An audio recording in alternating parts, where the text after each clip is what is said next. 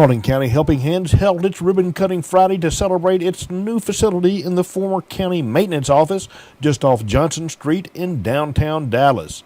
On hand for the celebration were folks including Helping Hands Board Chairman Ken Thigpen and remarks from Commission Chairman David Austin.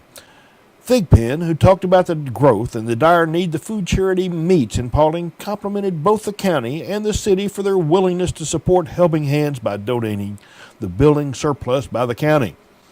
But even more, Thigpen emphasized the role that volunteers play in the delivery of needed aid to the nearly 10,000 of the county's poorest residents. We talked with one of the volunteers. Volunteer casework. Okay, so you dealt with some of the 9,000 folks that... I've been doing this for 5 years, so I've probably dealt with a lot of the 9,000. Okay. I work on Tuesdays and Fridays. Okay. And so, and I've always worked just in the role of interviewing the clients and dealing with the front end. Okay. Do you find that uplifting or depressing? I mean, well, I wouldn't do it for 5 years if I found it depressing. Okay. And I will share with you that we have had volunteers come through the door. Yeah. And could not handle our clientele because they got too emotionally attached to the issues. Mm-hmm. And it's not to discount the client, but you almost have to say, you know, we have a need and we hopefully identify that need. And the client has a need. Mm-hmm. And hopefully we're going to be able to meet. Mm-hmm. But, you know, if you're going to personalize it, where all of a sudden you're wanting to reach in your back pocket and say maybe I can give them $5, then that's not the job. This is not the job for you. Yeah. Because you'll go home and you're going to... You're too involved. You're too involved, and it will become emotionally draining on you.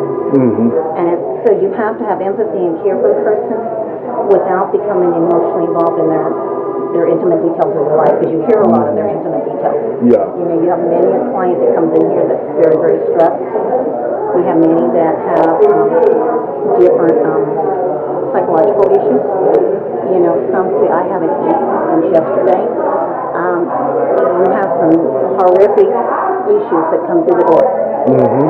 And you have to be have the empathy, but you also have to recognize that you're not going to be able to help them if you get sucked in. Gotcha. You've got to be able to keep your ability to step back. And so I have loved it. I think the client, I like my clientele. You know, I see them as people. I give them respect. You know, and one of the things we hear so often from clientele that come in is you're treating me with respect.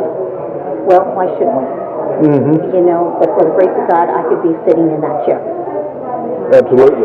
You know, and so it's been, I find it very rewarding. For Paulding.com, G. Patton Hughes reporting.